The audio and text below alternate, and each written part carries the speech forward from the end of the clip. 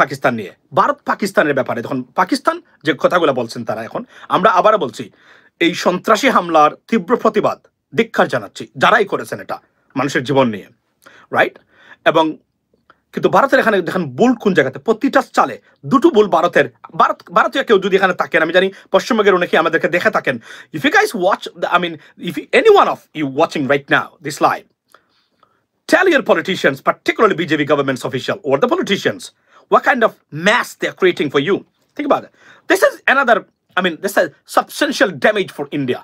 This step. For example, Bangladesh এখন cargo এমন হতে পারে ভারত থেকে উঠে যাবে বাংলাদেশের ব্যবস্থা, অর্থাৎ আমরা নিজেরাই নিজেদেরকে আমরা দাঁড় করাতে সক্ষম হচ্ছি, এবং in fact we are doing it, right? Think about that. এবং দেখেন 2 দিন আগে পাকিস্তান একটা ভুল করেছে, তারা না বুঝে ভুল করেছে। সেটা হলো আকাশসীমা ব্যবহার করতে দিবে না তারা, আপনার পাকিস্তান বলছে ক্ষতির সম্মুখীন। আপনি যদি ট্রেড ক্যান্সেল না করতেন, ওয়াটার বন্ধ না করতেন, তাহলে পাকিস্তান এইটা নিত না এই পদক্ষেপ, তাহলে কি হতো এখন? এটা কতটা অপরিপক্ষ ভারতীয় রাজনীতিবিদরা বাংলাদেশের চেয়েও, এটা আপনি দেখেন প্রতিটা মুহূর্তে আমরা কিন্তু আমরা পাচ্ছি না, অর্থাৎ কনসিকুয়েন্স না বুঝেই কাজ করে ভারতীয়দের জন্য কতটা বিপদ। এবং আপনারা জানেন না, ভারতের অর্থনীতি মুখ থুবড়ে পড়ার মতো অবস্থা, এবং সরকার 80,000 কোটি রুপি লোন নিয়েছে দেশের জন্য, ভারতীয় গভর্নমেন্ট দেশকে ভর্তুকি দেওয়ার জন্য, দেশকে অর্থনীতিকে আবার কি করার জন্য। অর্থাৎ এতেই বোঝা যাচ্ছে যে ভারতের অর্থনীতিটা কতটা মুখ থুবড়ে পড়েছে। যদিও ভারতীয় মিডিয়াগুলো বলে না, আউটসাইডে কেন বলে না, এবং খুব হাতে গোনা, ওয়াই? বিকজ এটা হিন্দু ন্যাশনালিস্ট কান্ট্রি। যে কোন জায়গাতে আপনি যাবেন, সংবাদপত্র থেকে শুরু করে প্রত্যেকের মালিক হচ্ছে আপনার হিন্দু ন্যাশনালিস্ট বা উগ্রপন্থীরা।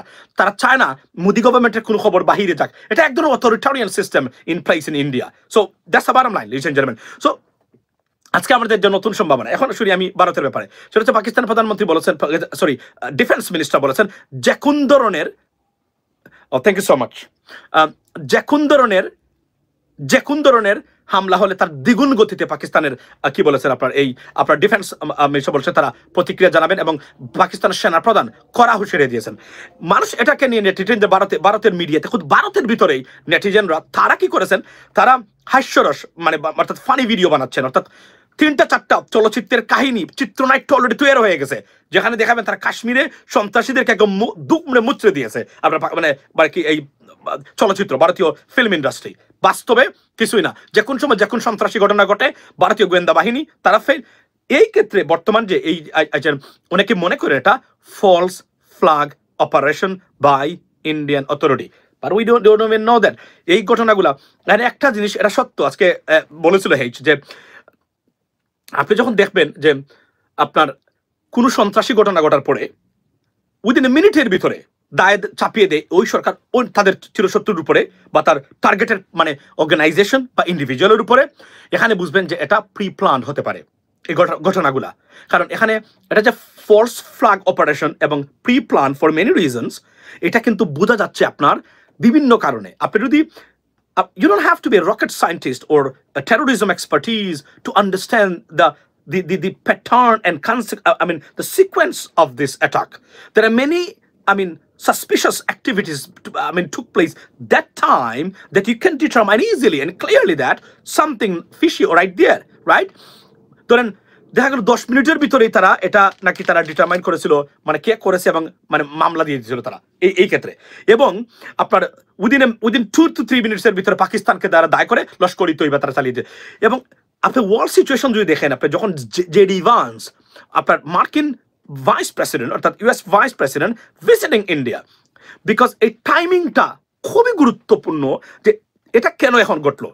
এটা কিন্তু এই সময় এই ঘটনা ঘটলে বেনিফিটেড কারা হবে? বেনিফিটেড কিন্তু যারা ঘটিয়েছে তারা নয়, যারা ভিকটিম তারা বেনিফিটেড হবে। সো দেয়ারফর এই মানুষ যারা এক্সপার্টিস আছেন, বা যারা এই আপনার এই যে ছোটখাটো বিষয়গুলো বা টেকনিক্যাল সাইডগুলা দেখেন, তারা এটা বলছেন শুধু নয়, আমি আমার নিজ থেকে প্রথম দিনই বলছি যে আমার সন্দেহ লাগে যে রিভান্স এই মুহূর্তে আছে, এটা মুসলমানদের বিরুদ্ধে আপনার বিরুদ্ধে যাবে এবং আপনার ইন্ডিয়ার পক্ষে যাবে। এই সময় এরা এই ঘটনাটা কেন ঘটালো? Something not right. কারণ ইন্ডিয়া ভিকটিম কার্ড অনেক দিন থেকে খেলতে সন্ত্রাসবাদের। আর ইন্ডিয়া যখন ওই বিশেষ করে মোদি গভর্নমেন্ট যখন তারা পপুলারিটি লস করে, যখন ধরনের ঘটনা ঘটে, যখন খুব দুর্বল হয়ে যায়, যে তখনই মুসলমানদের বিরুদ্ধে একটা কিছু করে ইউনাইটেড স্টেটসের সহানুভূতি নিতে চায়। এটা বিগত 4 বছরে কেন ঘটে নাই? বিকজ বাইডেন অ্যাডমিনিস্ট্রেশন পাত্তা দেননি মোদি গভর্নমেন্টকে, কমপ্লিটলি ভিতরে একটা মানে হস্টাইল অ্যাটিটিউড ছিল to each other. So therefore তারা কোনোভাবেই জানে যে ভিকটিম কার্ড বা মানে ব্লেম গেম খেলাটা এটা বাইডেন অ্যাডমিনিস্ট্রেশন কোনো অবস্থাতেই গ্রহণ করবে না এবং অ্যাকসেপ্ট করবে না, they are very angry with Narendra Modi. এবং দিস টাইম একটা ব্যাড নিউজ দেই, সেটা হচ্ছে even Biden administration this time বলেছেন, এটাও ইন্ডিয়ার জন্য এক ধরনের আপনার হুঁশিয়ারি, যে যারা এখন প্রেসিডেন্ট ট্রাম্পের সাথে বেশি ঘষাঘষি করতেছেন, তারা যদি if they return to power they will see that in a differently. এটা বলে দিয়েছেন গতকালকে আপনার এই কংগ্রেসম্যান, আমি লাস্ট নামটা বলে গেলাম, জিমি, উনি খুবই আপনার অর্থাৎ এই যে জুডিশিয়ারি কমিটি যেটা আপনার কংগ্রেসের, সেটার চেয়ারম্যান উনি বর্তমানে ডেমোক্রেটিক পার্টির। তো উনি এটা বলেছেন আপনার যে তারা দেখবেন এই বিষয়গুলা।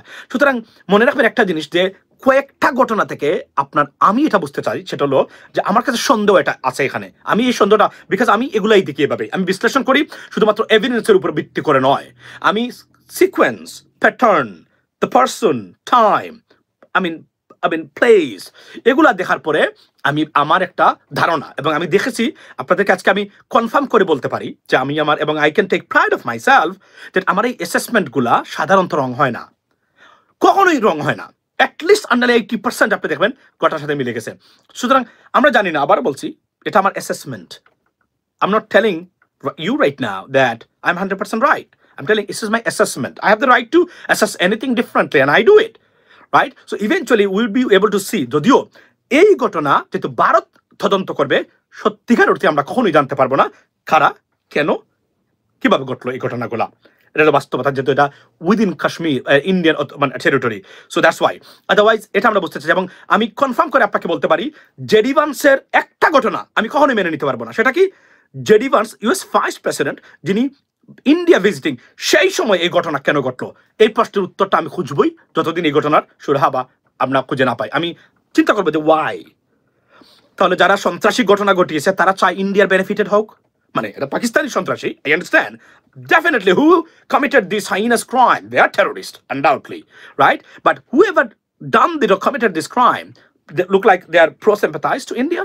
Otherwise, why they did it? I mean, that time, because the US president visiting India, at a focus on that. So he witnessed this stuff and he already, took it to the US government, right? Hey, this has happened.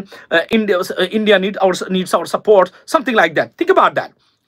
এবং আমি মনে করি যে, আমি অনেকবার আপনাদের সামনে বলেছিলাম যে ইন্ডিয়া অলমোস্ট লাইক এ মানে friendless country, they have no friend, naan.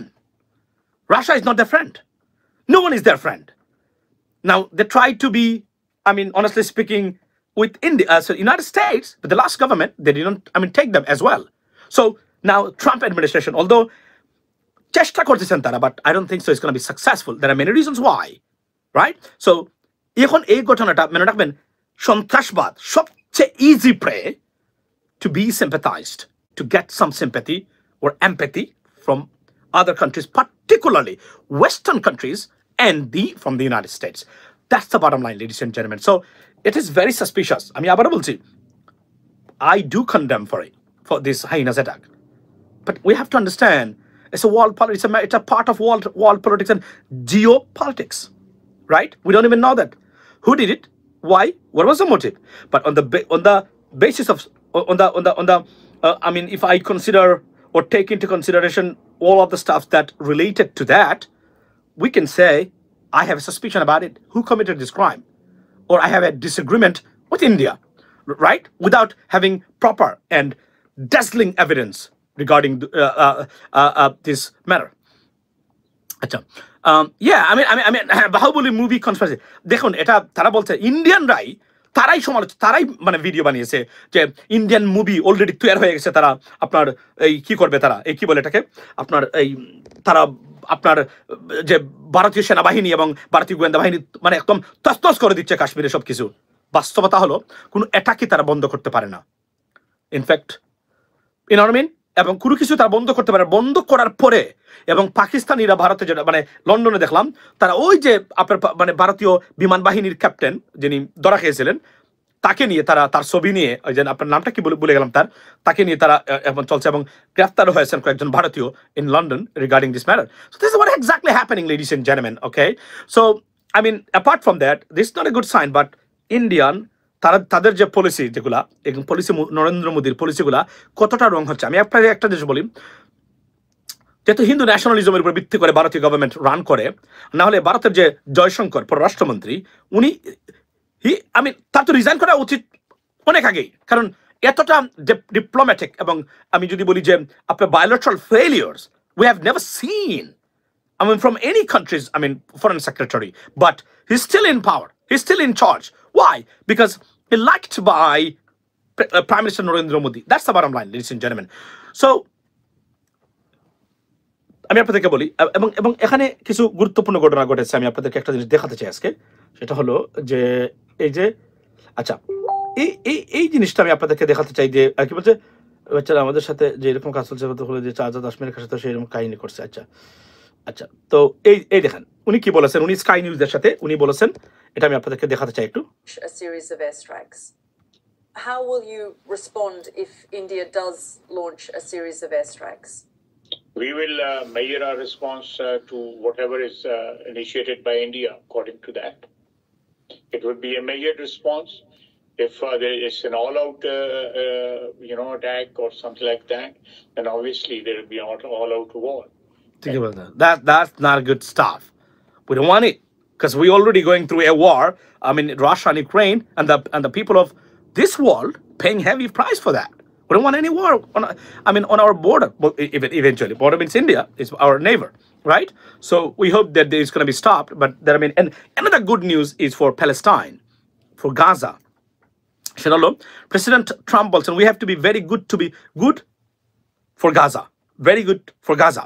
So, and then Hamas, I mean, what is it called? Representative or delegates. They're right now visiting Egypt. I forgot the name. Which country? I forgot. I mean, Egypt or Turkey or Qatar. So they are right now negotiating a long-term, 5 years ceasefire plan. So that's a great news.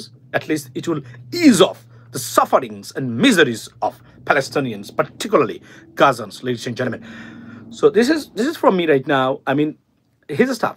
I am so late just because there are many reasons why. এই জন্য আমি Qatar TV live doctor Muhammad Yunus দিয়েছে এবং তারা আমি দেখেছি গতকালকে তারা আমরা বললাম না যে আপনাকে আমি একটা জিনিস বলি যে সেটা হচ্ছে যে পৃথিবীতে ডক্টর মোহাম্মদ ইউনুসের মতো এমন সেলিব্রিটি হেড অফ স্টেট এই মুহূর্তে নাই একটা নাই উনি আপনি জানেন উনি 6টা আপনার বড় বড় পুরস্কার পেয়েছেন যেগুলা মানে পৃথিবীতে আর কেউ পায় নাই এবং উনি যে 7জন মানুষ আপনার অর্থাৎ এই নোবেল লরিয়েট নোবেল পুরস্কার পেয়েছেন পিসের উপরে অর্থাৎ শান্তির উপরে he is one of them উনি কংগ্রেশনাল গোল্ড মেডেল পেয়েছেন উনি যুক্তরাষ্ট্রের আপনার এই একটা পুরস্কার আছে সবচেয়ে ভেরি ইম্পর্টেন্ট সেইটাও পেয়েছেন আপনি দেখেন এগুলা কিন্তু ছাগলদেরকে দেওয়া হয় না আপনারা যারা ক্রিটিক্স আছেন critics of doctor Muhammad Yunus be careful এটা ছাগলদেরকে দেওয়া হয় না ইটস আনবিলিভেবল এটা বাইপার্টিজান কংগ্রেশনাল গোল্ড মেডেল এটা বাইপার্টিজান সিস্টেমে দেওয়া হয় ওইটা আপনার রিপাবলিকানের কোন পছন্দের ব্যক্তিকে দেওয়া হবে না